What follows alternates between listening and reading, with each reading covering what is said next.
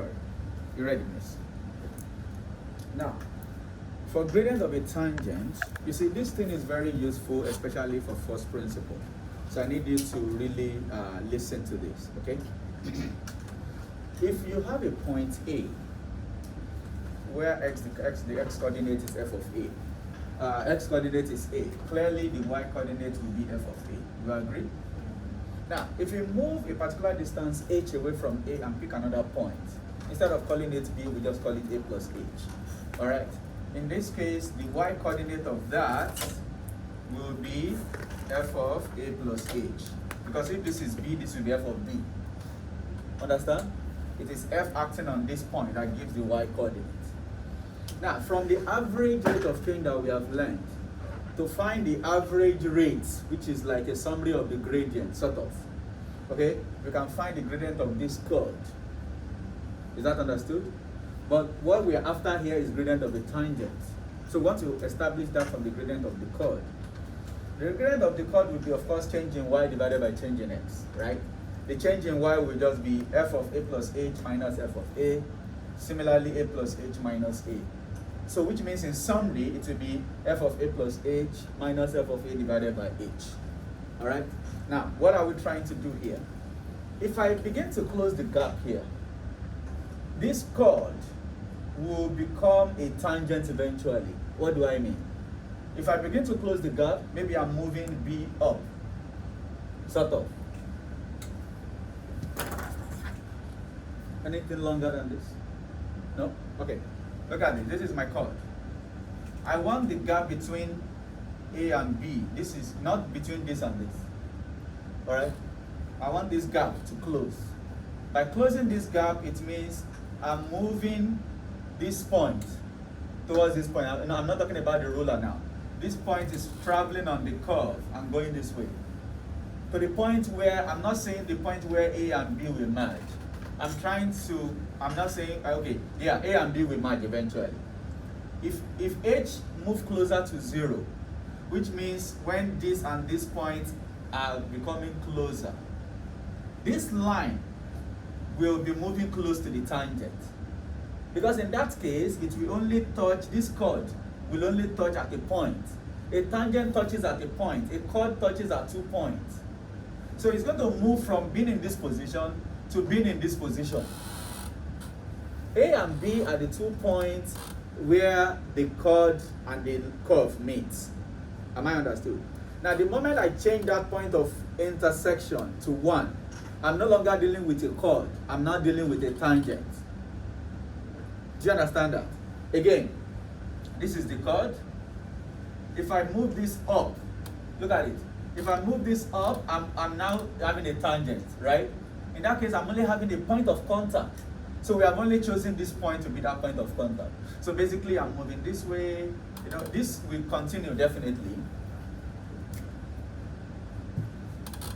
Okay, that will continue definitely. Do you understand that? So if I'm moving now, close, because I want to close the gap, I move up, eventually I get a tangent. I can only get a tangent when there is no gap between A and B, because a tangent only has a point. And what do we mean by there's no gap between A and B? When this H becomes move closer to 0, and then that reminds you of the idea of limits. It means this chord will become a tangent as what happens as H approaches 0.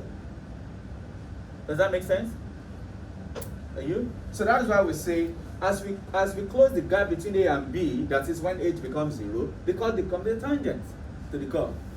So which means we can actually express the gradient of the tangent from the gradient of the chord by taking the limits as the gap is closed.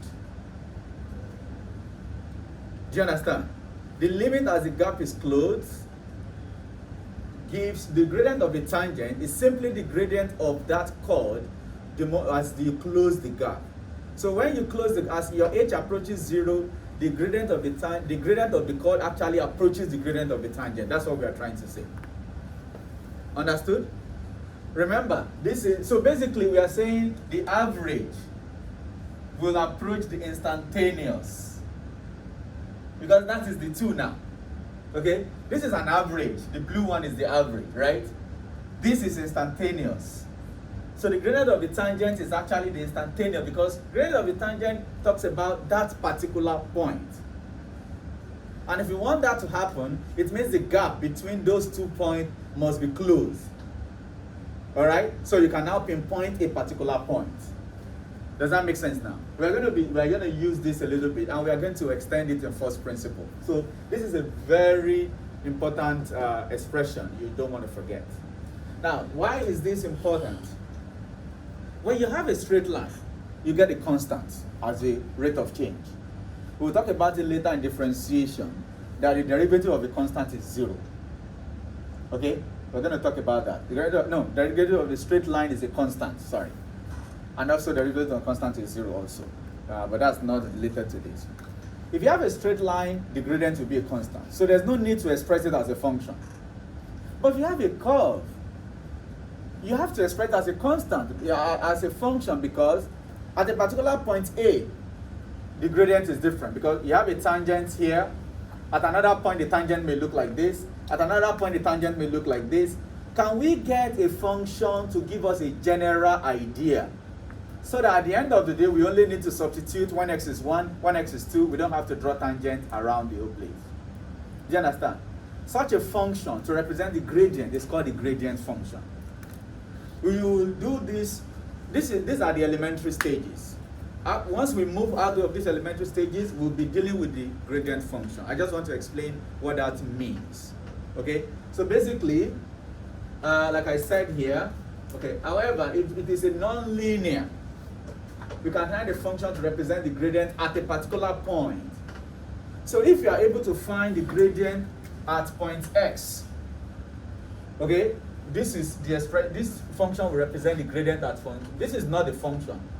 This is the gradient function of x, gradient function of f. F is a function, right? So this is the gradient function of f at any point x. So if you are looking for the gradient at x is equal to a, you just write it as this. Everybody knows you mean the gradient of f at x is equal to a. If you are looking for the gradient at x is equal to m, we just say f dash m, like that.